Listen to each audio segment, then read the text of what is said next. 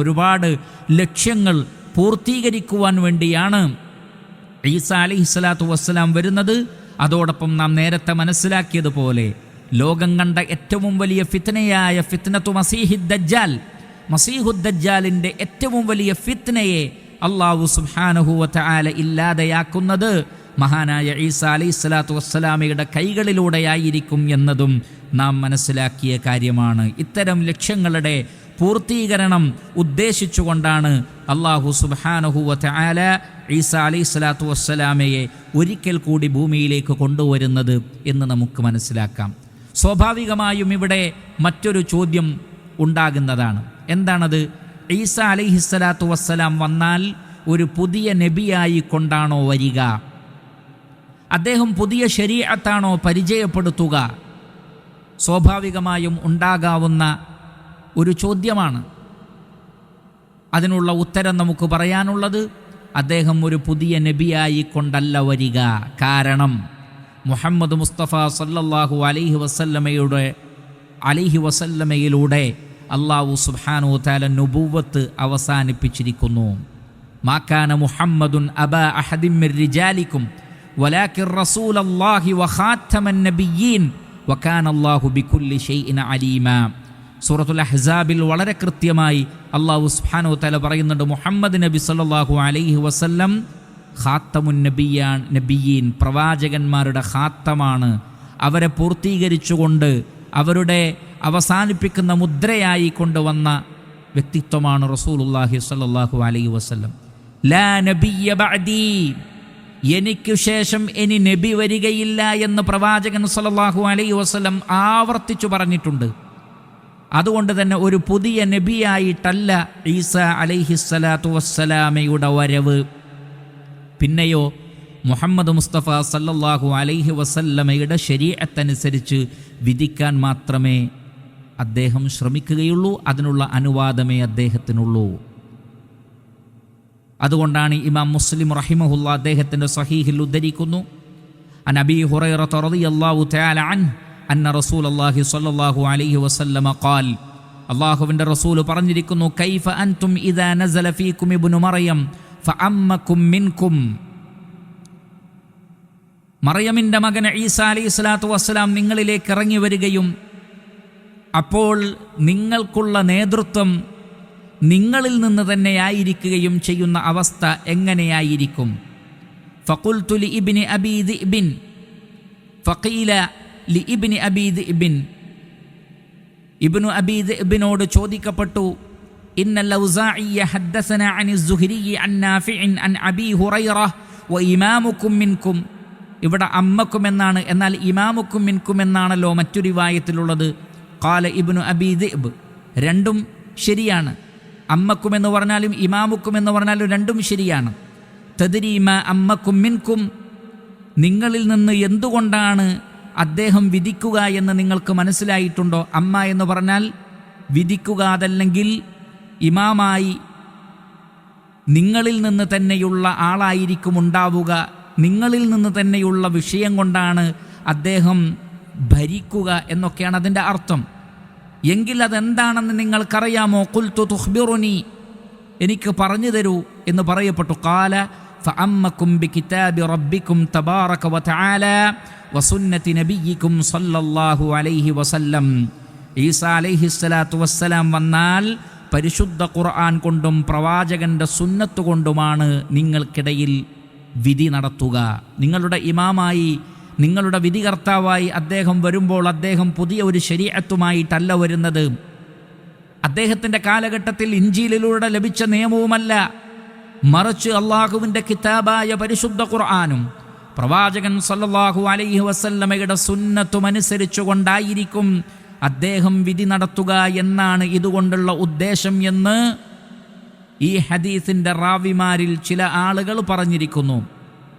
എന്നാൽ ഇവിടെ ഇമാമുക്കും മിൻകും എന്ന് പറഞ്ഞാൽ ഈസാ അലൈഹിസ്സലാത്തു വസ്സലാം വന്നാലും നിങ്ങളുടെ ഇമാം മഹ്ദി ഇമാമായിരിക്കും എന്നാണ് ഈ ഹദീസ് പറയുന്നത് എന്നും പണ്ഡിതന്മാർ വിശദീകരിച്ചിട്ടുണ്ട്. രണ്ടാണെങ്കിലും ശരിയാണ്. കാരണം ഈസാ അലൈഹിസ്സലാത്തു വസ്സലാം നബിയാണ്, മറ്റെല്ലാവരേക്കാളും ശ്രേഷ്ഠത നബിമാർക്കാണ്, യാതൊരു സംശയവുമില്ല. ആ നബി ഉണ്ടായിരിക്കെ തന്നെ ഈ ഉമ്മത്തിലെ നേതാക്കൾ തന്നെയായിരിക്കും ഇതിലെ ഇമാമുമാരെന്ന് പറയുമ്പോൾ അതിൻ്റെ അർത്ഥം എന്താണ്? ഈസാ അലൈഹി സ്വലാത്തു വസ്സലാമക്ക് ആ സന്ദർഭത്തിൽ നുബുവത്തെന്ന ആ ഒരു സ്ഥാനമുണ്ടാവുകയില്ല. അദ്ദേഹം ഓൾറെഡി നബി ആയതുകൊണ്ട് തന്നെ ഒരു പുതിയ സ്ഥാനം ആ നിലക്ക് അദ്ദേഹത്തിന് ലഭിക്കേണ്ടതുമില്ല. അതുകൊണ്ട് ഒരു നബിയായിട്ടല്ല അദ്ദേഹം ആ സന്ദർഭത്തിൽ ഉണ്ടാവുക, മറിച്ച് ഇസ്ലാമിക ശരീഅത്തിൻ്റെ ഫോളോവറായിട്ട് മാത്രമായിരിക്കും അദ്ദേഹം ഉണ്ടാവുക എന്നാണ് ഈ ഹദീസിൽ നിന്ന് മനസ്സിലാക്കാൻ കഴിയുന്നത്. ഇമാം അഹ്മദ് റഹിമഹുല്ലാ അദ്ദേഹത്തിൻ്റെ മുസ്നദിൽ ഉദ്ധരിക്കുന്നു, അൻ ജാബിർ ഇബ്നു അബ്ദില്ലാഹ് റളിയല്ലാഹു തആല അൻഹു യഖൂൽ സമിഅ്തു റസൂലല്ലാഹി സ്വല്ലല്ലാഹു അലൈഹി വസല്ലമ യഖൂൽ, അല്ലാഹുവിൻ്റെ റസൂൽ പറയുന്നത് ഞാൻ കേട്ടിട്ടുണ്ട്, ലാ തസാലു ത്വായിഫത്തും മിൻ ഉമ്മത്തി യുഖാതിലൂന അലൽ ഹഖ് ളാഹിരീന ഇലാ യൗമിൽ ഖിയാമ, എൻ്റെ ഉമ്മത്തിൽ ഒരു വിഭാഗം സത്യത്തിന് വേണ്ടി സമരം ചെയ്തുകൊണ്ട് ഖിയാമത്ത് നാൾ വരെ വിജയിച്ചു നിൽക്കും. ഫഖാല, എന്നിട്ട് റസൂൽ പറഞ്ഞു, ഖാല ഫയൻസിലു ഈസ ഇബ്നു മറിയം ഫയഖൂലു അമീറുഹും, ഈസാ അലൈഹി സ്വലാത്തു വസ്സലാം വരുമ്പോൾ അവിടെയുള്ള അമീർ ഇമാം പറയും, തആല സല്ലി ബിനാ, ഞങ്ങൾക്ക് വേണ്ടി ഇമാമായി നമസ്കരിക്കൂ. ഫയഖൂലു, അപ്പോൾ ഈസാ അലൈഹി സ്വലാത്തു വസ്സലാം പറയും, ലാ, ഞാനല്ല ഇമാം, ഇന്ന ബഅദകും അലാ ബഅദിൻ ഉമറാ, നിങ്ങളിൽ ചിലർ മറ്റു ചിലർക്ക് അമീറുമാരാണ്. തക്രിമത്തുല്ലാഹി ഹാദിഹിൽ ഉമ്മ, ഈ ഉമ്മത്തിന് അല്ലാഹു നൽകിയ ആദരവാണത്. ഒരു നബി ഉണ്ടായിരിക്കെ തന്നെ ഈ ഉമ്മത്തിലെ ചിലരാണ് മറ്റു ചിലർക്ക് ഇമാം. ഈസാ അലൈഹി സ്വലാത്തു വസ്സലാം ഈ ഉമ്മത്തിലെ മഹാനായ ഒരു നേതാവിൻ്റെ പിറകിൽ നിന്നുകൊണ്ട് നമസ്കരിക്കുമെന്ന് പറഞ്ഞാൽ അത് ഈ ഉമ്മത്തിന് അള്ളാഹു നൽകിയ ഒരു ഷറഫാണ്, മുസ്ലിം ഉമ്മത്തിന് അള്ളാഹു നൽകിയ ഒരു ആദരവാണ്. അത് അംഗീകരിച്ചുകൊണ്ട് ഈസാ അലൈഹി സ്വലാത്തു വസ്സലാം മാറി നിൽക്കും, ഇമാമായി നിൽക്കുകയില്ല എന്നാണ്. അതിൻ്റെ അർത്ഥം ഈസാ അലൈഹി സ്വലാത്തു വസ്സലാം ഇമാമായി നിന്നാൽ ആ നമസ്കാരം ശരിയാവുകയില്ല എന്നല്ല, മറിച്ച് ആ സന്ദർഭത്തിൽ അദ്ദേഹം ഈ ഒരു വലിയ തത്വം പഠിപ്പിക്കുകയാണ്, ആ ഉമ്മത്തിലെ ഇമാമിനെ തന്നെ ഇമാമായി അംഗീകരിക്കുകയാണ്. അതിൽ നിന്ന് മനസ്സിലാക്കാൻ സാധിക്കുന്നത് ഇസ്ലാമിക ശരീഅത്തിനെ പിൻപറ്റുന്ന ഒരാളായിട്ടാണ് ഈസാ അലൈഹി സ്വലാത്തു വസ്സലാം വരിക എന്ന കാര്യമാണ്. കാരണം സ്വഹീഹായ ഒരു ഹദീസിൽ സ്ഥിരപ്പെട്ടിട്ടുണ്ട്, മുഹമ്മദ് മുസ്തഫ സല്ലല്ലാഹു അലൈഹി വസല്ലം ഒരിക്കൽ പറഞ്ഞു, വലൗ കാന മൂസ ഹയ്യൻ മാ വസിഅഹു ഇല്ല ഇത്തിബാഇ, മൂസ അലൈഹി സ്വലാത്തു വസ്സലാം ജീവിച്ചിരിപ്പുണ്ടായിരുന്നെങ്കിൽ എന്നെ പിൻപറ്റുകയല്ലാതെ അദ്ദേഹത്തിന് നിർവാഹമുണ്ടാകുമായിരുന്നില്ല എന്നാണ്. കാരണം റഈസുൽ മുർസലീൻ മുഹമ്മദ് മുസ്തഫ സല്ലല്ലാഹു അലൈഹി വസല്ലമയാണ്. സകല അമ്പിയാക്കളുടെയും നേതാവാണ് ആര്? മുഹമ്മദ് മുസ്തഫ സല്ലല്ലാഹു അലൈഹി വസല്ലം. മിഅ്റാജിൻ്റെ രാത്രിയിൽ എല്ലാ നബിമാർക്കും ഇമാമായി നിന്നത് ആരാണ്? മുഹമ്മദ് മുസ്തഫ സല്ലല്ലാഹു അലൈഹി വസല്ലമയാണ്. അതുകൊണ്ട് പ്രവാചകൻ പറയുന്നത്, ഞാൻ ജീവിച്ചിരിക്കെ മൂസാ നബിയും ഇവിടെ ഉണ്ടെങ്കിൽ എന്നെ പിൻപറ്റുകയല്ലാതെ അദ്ദേഹത്തിന് മറ്റ് നിർവാഹമുണ്ടാവുകയില്ല. എങ്കിൽ തീർച്ചയായും ഈസാ അലൈഹി സ്വലാത്തു വസ്സലാമയും അള്ളാഹുവിൻ്റെ പ്രവാചകൻ്റെ ശരീഅത്തിനെ പിൻപറ്റുകയല്ലാതെ പുതിയ ശരീഅത്ത് കൊണ്ടുവരിക, നടപ്പിലാക്കുക എന്നത് ഒരിക്കലും ഈസാ അലൈഹി സ്വലാത്തു വസ്സലാമക്ക് സാധ്യമല്ല. അള്ളാഹു സുബ്ഹാനഹു വ തആല അതിനുള്ള അനുവാദം അദ്ദേഹത്തിന് നൽകുകയുമില്ല. അതോടൊപ്പം ഈസാ അലൈഹി സ്വലാത്തു വസ്സലാം പ്രവാചകൻ പഠിപ്പിച്ചതുപോലെ ഹജ്ജും ഉംറയും നിർവഹിക്കും എന്ന് സ്വഹീഹായ ഹദീസിൽ കാണാം. ഇമാം മുസ്ലിം റഹിമഹുല്ലാ അദ്ദേഹത്തിൻ്റെ സ്വഹീഹിൽ ഉദ്ധരിക്കുന്നു, അൻ ഹവ്വലത്തൽ അസ്ലമി റളിയല്ലാഹു തആല അൻഹു ഖാൽ സമിഅതു അബാ ഹുറൈറത റളിയല്ലാഹു അൻഹു യുഹദ്ദിസു അനിൻ നബിയ്യി സ്വല്ലല്ലാഹു അലൈഹി വസല്ലം, അല്ലാഹുവിൻ്റെ റസൂലിൽ നിന്ന് അബൂ ഹുറൈറ റളിയല്ലാഹു തആല അൻഹു ഉദ്ധരിക്കുന്നു, വല്ലദീ നഫ്സി ബിയദി, എൻ്റെ ആത്മാവ് ആരുടെ കൈകളിലാണോ ആ റബ്ബ് തന്നെ സത്യം, ലയുഹില്ലന്ന ഇബ്നു മറിയം ബിഫജ്ജിർ റൗഹാ ഹാജ്ജൻ ഔ മുഅ്തമിറ ഔ ലയസ്നിയന്നഹുമാ, ഈസാ അലൈഹി സ്വലാത്തു വസ്സലാം എൻ്റെ ആത്മാവ് ആരുടെ കൈകളിലാണോ ആ റബ്ബ് തന്നെയാണ് സത്യം. ഫജ്ജുർ റൗഹായിൽ വെച്ച്, മക്കക്കും മദീനക്കും ഇടയിലുള്ള ഒരു സ്ഥലമാണ്, ഹജ്ജിൻ്റെ യാത്രയിൽ കടന്നു പോകുന്ന ഒരു സ്ഥലമാണ് ഫജ്ജുർ റൗഹ എന്ന് പറയുന്ന സ്ഥലം, മക്കക്കും മദീനക്കും ഇടയിലുള്ള ഒരു സ്ഥലമാണ്.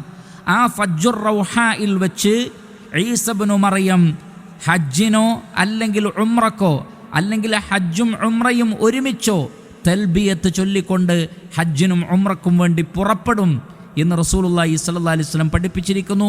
ഈ ഹദീസിൻ്റെ അടിസ്ഥാനത്തിലും ഉലമാക്കൾ പറയുന്നത് അള്ളാഹുവിൻ്റെ പ്രവാചകൻ പഠിപ്പിച്ച മനാസിക്കുകൾ തന്നെയാണ് ഈസാ അലൈഹി സ്വലാത്തു വസ്സലാമക്ക് ഫോളോ ചെയ്യാനുള്ളത്. അതല്ലാതെ പുതിയൊരു ശരീഅത്ത് അദ്ദേഹത്തിൻ്റെ ഭാഗത്തു നിന്ന് ഉണ്ടാവുകയില്ല. അതുകൊണ്ട് മനസ്സിലാക്കുക, ഈസാ അലൈഹി സ്വലാത്തു വസ്സലാം ഭൂമിയിൽ വന്നാൽ ഇസ്ലാമിക ശരീഅത്തനുസരിച്ചായിരിക്കും ജനങ്ങൾക്കിടയിൽ വിധി നടത്തുക എന്ന് നമുക്ക് കാണാൻ സാധിക്കുന്നതാകുന്നു.